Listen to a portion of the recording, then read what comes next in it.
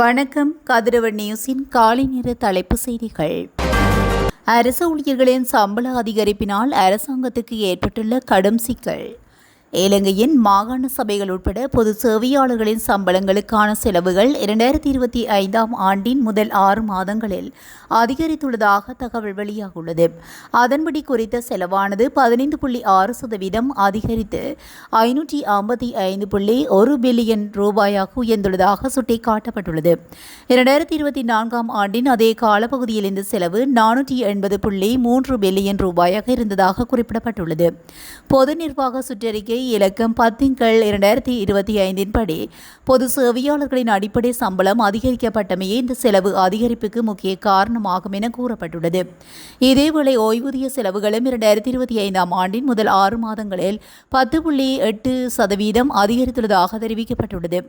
இந்த காலப்பகுதியில் ஓய்வூதிய செலவு 208.4 பில்லியன் ரூபாயாக பதிவாகியுள்ள நிலையில் 2024 ஆண்டின் முதல் 6 மாதங்களில் இந்த செலவு 188.1 பில்லியன் ரூபாயாக பதிவாகியிருந்த நிலையிலும் ஓய்வூதிய கொடுப்பனவுகளில் ஏற்பட்ட அதிகரிப்பு மற்றும் ஓய்வூதியதாரர்களின் எண்ணிக்கை அதிகரித்தமையே இந்த செலவு உயர்வுக்கு காரணமாகும் என சுட்டிக்காட்டப்பட்டுள்ளமை குறிப்பிடத்தக்கது.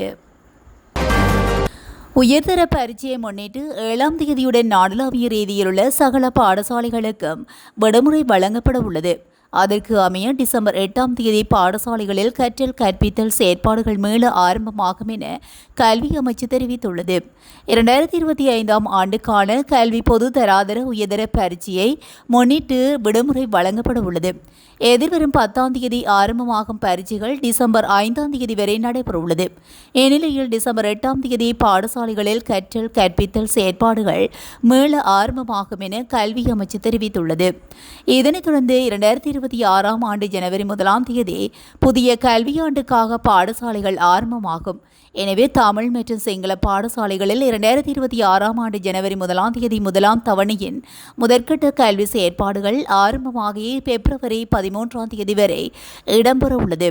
பிப்ரவரி 14ஆம் தேதி முதல் மார்ச் 2ஆம் தேதி வரை விடுமுறை வழங்கப்பட உள்ளது.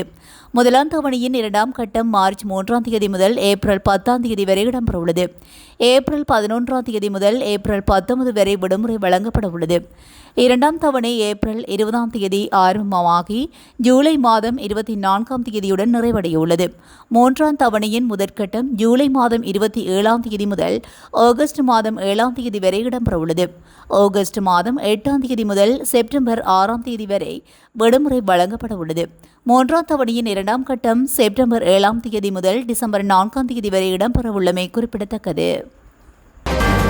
2025 ஆண்டுக்கான உயர்தர பரீட்சை நவம்பர் 10 முதல் டிசம்பர் 5 வரை அனைத்து முக்கிய பாடப்பிரிவுகளையும் உள்ளடக்கியதாக நடைபெறும் என அறிவிக்கப்பட்டுள்ளது. குறித்த பரீட்சையை நடத்துவதற்கான அனைத்து ஏற்பாடுகளும் நடைபெற்று வருவதாக பரீட்சைகள் திணைக்களம் தெரிவித்துள்ளது. மேலும் நாடு முழுவதும் பரீட்சைகள் சுமூகமாக நடைபெறுவதை உறுதி செய்வதற்காக தளவாட மற்றும் நிர்வாக ஏற்பாடுகள் இறுதி செய்யப்பட்டுள்ளதாக பரீட்சைகள் ஆணையாளர் தெரிவித்துள்ளார். இப்பரீட்சைக்காக மொத்தமாக 2362 பரீட்சை மையங்கள் நிறுவப்பட்டுள்ளதாகவும் அதே நேரத்தில் அதிகாரிகள் மற்றும் மேற்பார்வையாளர்கள் நியமிக்கப்பட்டு கடமைகளுக்கு பயிற்சி அளிக்கப்பட்டுள்ளதாகவும் தெரிவிக்கப்பட்டுள்ளது. நவம்பர் மாதம் 4ஆம் தேதி நள்ளிரவு முதல் பரீட்சை காலம் முடியும் வரை பரீட்சை தொடர்பான அனைத்து கல்வி வகுப்புகள் கருத்தரங்குகள் மற்றும் பட்டறைகள் தடை செய்யப்படும் என்று துறை மீண்டும் வலியுறுத்தியுள்ளமை குறிப்பிடத்தக்கது. நாமல் ராஜபக்ச அரசியல் ரீதியாக முதிர்ச்சியடைந்த தலைவராக மாறியுள்ளார் என்று முன்னாள் நாடாளுமன்ற உறுப்பினர் ஜோன்ஸ்டன் பெர்னாண்டோ தெரிவித்துள்ளார். பிளியந்தலை பகுதியில் இடம்பெற்ற நிகழ்வு ஒன்றில் கலந்து கொண்டு கருத்து தெரிவிக்கும் போதே அவர் மேற்கண்டவாறு குறிப்பிட்டுள்ளார். நாமல் ராஜபக்சவின் நடவடிக்கைகள் மூலம் அவர் முதிர்ச்சியடைந்தவர் என்பதையும் இந்த நாட்டை வழிநடத்தக்கூடிய தலைவர் அவர் என்பதையும் நாங்கள் காண்கின்றோம். எனவே முன்னாள் ஜனாதிபதி மஹிந்த ராஜபக்சவை சந்திக்க செல்லும் போது அங்கு பெருமளவான மக்கள் இருக்கின்றார்கள். மக்கள் அவரை மிகவும் நேசிக்கின்றார்கள். எனவே சரியான நேரத்தில் நமது கட்சி சார்பில் நாங்கள் சரியான முடிவுகளை எடுப்போம். நாமல் ராஜபக்ச இந்த நாட்டை வழிநடத்தக்கூடிய தலைவர். நாமல் ராஜபக்ச தான் அடுத்த ஜனாதிபதியாக வருவார். கிராம மக்களும் கூட நாமல் ராஜபக்ச மீதுதான் நம்பிக்கை வைத்திருக்கின்றனர். அவருக்குத்தான் தேர்தலில் வாக்குகளை வழங்குவார்கள் என்று குறிப்பிட்டுள்ளார்.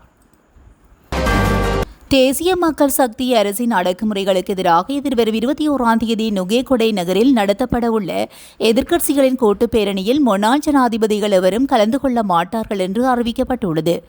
இதன்படி முன்னாள் ஜனாதிபதிகளான சந்திரிகா பண்டாரநாயக்க குமாரதுங்க, மஹிந்த ராஜபக்ச, மைத்திரிபால சிறிசேன, கோட்டபாய ராஜபக்ச மற்றும் ரணில் விக்ரமசிங்க ஆகியோர் இந்த பேரணியில் பங்கேற்க மாட்டார்கள்.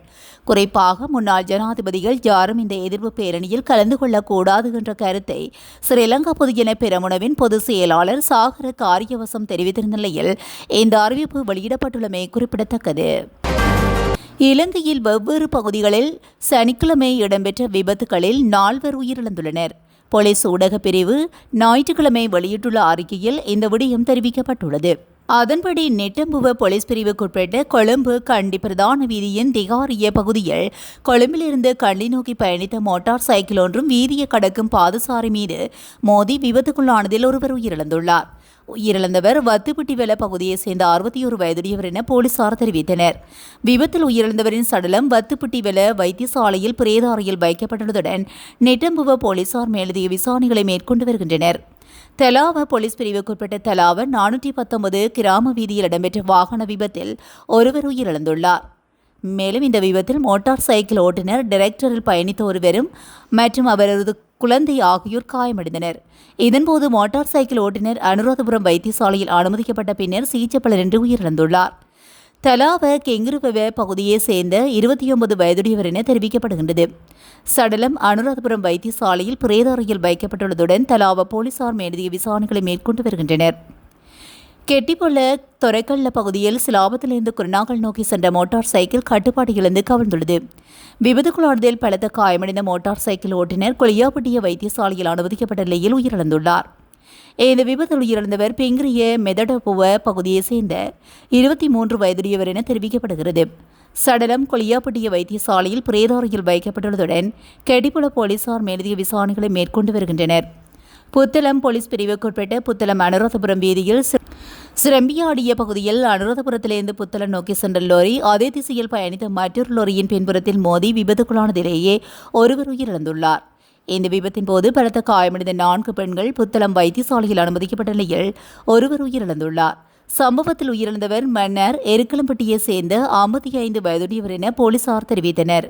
சடலம் புத்தளம் வைத்தியசாலையில் பிரேத அறையில் வைக்கப்பட்டுள்ளதுடன் லொரியின் ஓட்டுநர் கைது செய்யப்பட்டுள்ளதாகவும் சம்பவம் தொடர்பான மேலதிக விசாரணைகளை புத்தளம் போலீசார் மேற்கொண்டு வருகின்றனர். நாட்டில் வாகன இறக்குமதிக்காக இந்த ஆண்டில் இதுவரை சுமார் 1.8 பில்லியன் அமெரிக்க டாலர் பெறுமதியான கடன் கடிதங்களை திறக்க அரசாங்கம் அனுமதி வழங்கியுள்ளதாக பிரதி அமைச்சர் RM ஜெயவர்தன தெரிவித்துள்ளார். இது தொடர்பில் மேலும் தெரிவிக்கையில் அரசாங்கம் சுமார் 1.8 பில்லியன் டாலர் வரை கடன் கடிதங்களை திறக்க அனுமதி அளித்திருந்தது.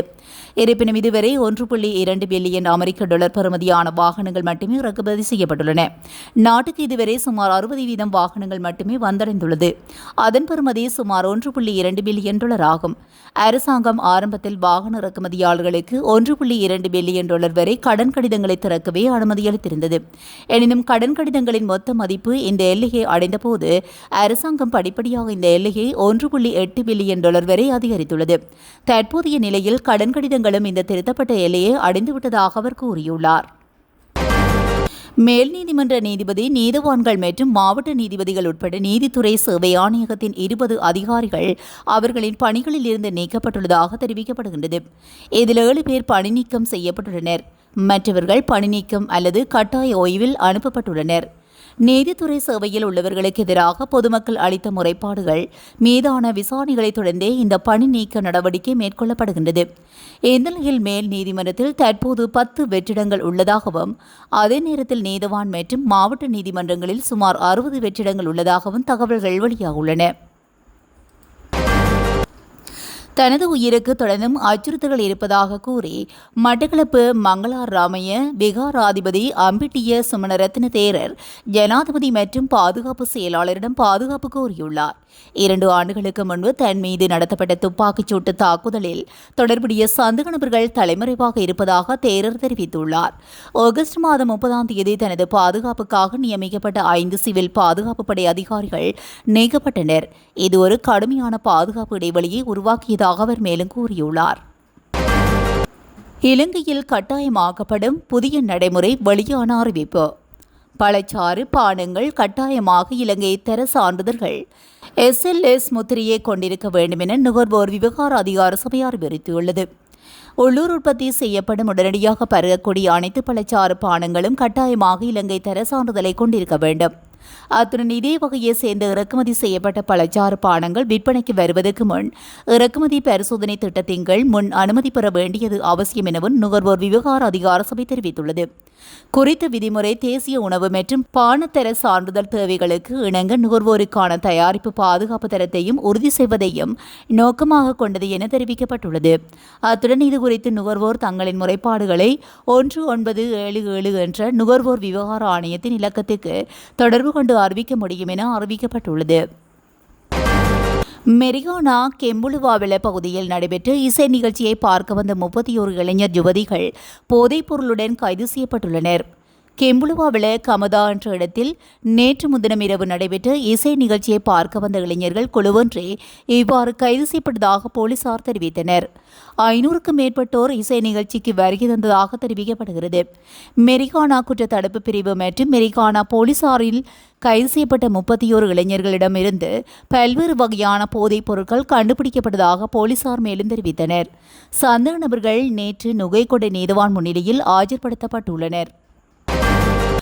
நாடளாவிய ரீதியில் நேற்று முன்தினம் போலீசாரால் மேற்கொள்ளப்பட்ட விசேட சுற்றி வளைப்பில் பலர் கைது செய்யப்பட்டுள்ளதாக போலீஸ் ஊடகப் பிரிவு தெரிவித்துள்ளது. போலீஸ் ஊடகப் பிரிவு நேற்று வெளியிட்டுள்ள அறிக்கையில் இதனை குறிப்பிட்டுள்ளது. கைது செய்ய பிறப்பிக்கப்பட்ட பிடியாணைகளுக்கு அமைய 254 பேரும் திறந்த பிடியாணைகளுக்கு அமைய 150 பேரும் கைது செய்யப்பட்டுள்ளனர்.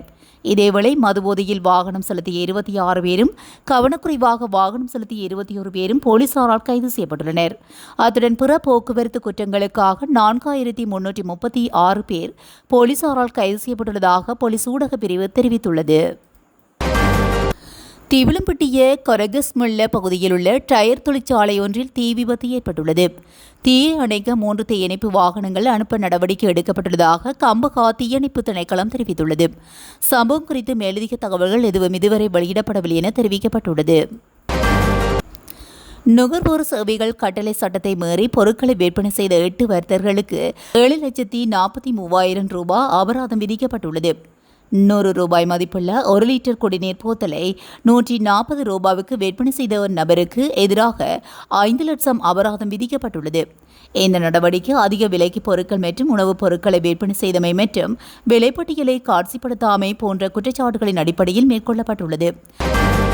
மதுகம நெபோட கொரோனா சாலையில் கிரிக்கெட்டிய சந்தியில் நேற்று முன்தினம் மோட்டார் சைக்கிள் ஒன்று வீதியை விட்டு விலகி தனியார் பேருந்துடன் மோதியதில் பல்கலைக்கழக மாணவர் ஒருவர் சம்பவ இடத்திலேயே உயிரிழந்ததாக மதுகம தலைமையக போலீசார் தெரிவித்தனர். சம்பவத்தில் மினிப்பாய தவளம பகுதியில் உள்ள தனியார் பல்கலைக்கழகத்தில் பயிலும் மாணவர் ஒருவரே உயிரிழந்துள்ளார். மதுகமவிலிருந்து கொரணை நோக்கி மோட்டார் சைக்கிளில் பயணித்த இளைஞர் கிரிக்கெட்டிய சந்தியில் மோட்டார் சைக்கிளில் கட்டுப்பாடு இழந்து வீதியை விட்டு விலகி தனியார் பேருந்துடன் மோதியதில் இளைஞர் சம்பவ இடத்திலேயே உயிரிழந்ததாக மதுகம தலைமையக போலீசார் தெரிவித்தனர். விபத்து தொடர்பாக பேருந்து ஓட்டுநர் கைது செய்யப்பட்டுள்ளதாகவும் இதுகுறித்து மதுகம தலைமையக போலீசார் மேலதிக விசாரணைகளை மேற்கொண்டு வருகின்றனர். இலங்கையின் வனப்பகுதிகள் அல்லது சுற்றுச்சூழலுக்கு ஏற்படும் எந்தவொரு பாதிப்பு குறித்தும் தகவல்களை வழங்க புதிய அவசர தொலைபேசி இலக்கம் அறிமுகப்படுத்தப்பட்டுள்ளது. இந்த புதிய தொலைபேசி இலக்கம் இன்று முதல் அமலாகும் வகையில் அறிமுகப்படுத்தப்பட்டுள்ளது. இதன்படி 1995 என்ற புதிய அவசர தொலைபேசி இலக்கம் ஊடாக வனப்பகுதிகள் அல்லது சுற்றுச்சூழலுக்கு ஏற்படும் எந்தவொரு பாதிப்பு குறித்தும் தகவல்களை வழங்க முடியும் என்று சுற்றாடல் அமைச்சு தெரிவித்துள்ளது. யாழ்ப்பாணம் மாவட்டம் பருத்தித்துறை போலீசாரால் நேற்று மதிய 100 கிலோவுக்கும் மேற்பட்ட 47 கஞ்சா பொதி மீட்கப்பட்டுள்ளது. அகன்று செல் முழு நாடுமே ஒன்றாக தேசிய செயற்பாட்டின் கீழ் போலீசாரின் தீவிர கண்காணிப்பு நடவடிக்கையின் கீழ் தற்போது போதைமற்ற நாடு வேலை திட்டம் இடம்பெற்று வருகின்றது. இந்நிலையில் பருத்தித்துறை போலீசாரால் தீவிர கண்காணிப்பிலிருந்து சந்தேக நபர்கள் நேற்றைய தினம் கேரளா கஞ்சாவை பருத்தித்துறை போலீஸ் பிரிவில் உள்ள கடற்பரப்பில் இறக்க முற்பட்ட போது பருத்தித்துறை போலீஸ் நிலைய பொறுப்பதிகாரி தலைமை போலீஸ் பரிசோதகர் பிரியந்த அமரசிங்க தலைமையிலான போலீசார் சுற்றி வளைத்து 47 பொதி கஞ்சாவை கைப்பற்றியதுடன் படகு ஒன்றும் கைப்பற்றப்பட்டுள்ளது. அந்த நபர்கள் 3 பேரும் கைது செய்யப்பட்டுள்ளதாகவும் கைது செய்யப்பட்ட நபர்களும் மற்றும் கஞ்சா படகு உட்பட பொருட்களும் நீதிமன்ற நடவடிக்கைக்கு உட்படுத்தப்பட்டுள்ளது. பெருந்தோட்ட மற்றும் சமூக உள்கட்டமைப்பு அமைச்சினால் செயல்படுத்தப்பட்ட கியூஆர் முறையின் கீழ் தேயிலை உரங்களை வழங்கும் செயல்முறை தற்போது உயர் முன்னேற்றத்தை அடைந்துள்ளதாக பெருந்தோட்ட மற்றும் சமூக உள்கட்டமைப்பு அமைச்சு தெரிவித்துள்ளது. தேயிலை தொழிலில் ஈடுபட்டுள்ள விவசாயிகளுக்கு உர மானியங்களை வழங்குவதில் எழுந்துள்ள சிக்கல்கள் சமாளிக்க இந்த செயல்முறை செயல்படுத்தப்பட்டுள்ளது. இதன்படி கியூஆர் முறையின் கீழ் புதிய உரங்களை விநியோகிக்கும் பணி அக்டோபர் 1 தேதி முதல் நாடு முழுவதும் தொடங்கப்பட்டுள்ளது. 2030 ஆண்டுக்குள் இலங்கையின் தேயிலை உற்பத்தியை 400 மில்லியன் கிலோவாகவும் தேயிலை ஏற்றுமதி வருவாயை $2.5 பில்லியன் தேசிய இலக்கை அடையும் நோக்கில் முன்னெடுக்கப்பட்டுள்ளது. அதன்படி அரசாங்கம் தற்போது சிறு மற்றும் நடுத்தர தேயிலை தோட்ட உரிமையாளர்களுக்கு 50 கிலோ உரமூட்டை $4,000 மற்றும் 25 கிலோ உரமூட்டைக்கு $2,000 வழங்கி வருகின்றமை குறிப்பிடத்தக்கது. இத்துடன் கதிரவன் நியூஸின் காலை நேர தலைப்பு செய்திகள் நிறைவடைகின்றன. தொடர்ந்தும் செய்திகளோடு இணைந்திருக்க கதிரவன் நியூஸுடன் இணைந்திருங்கள். நன்றி, வணக்கம்.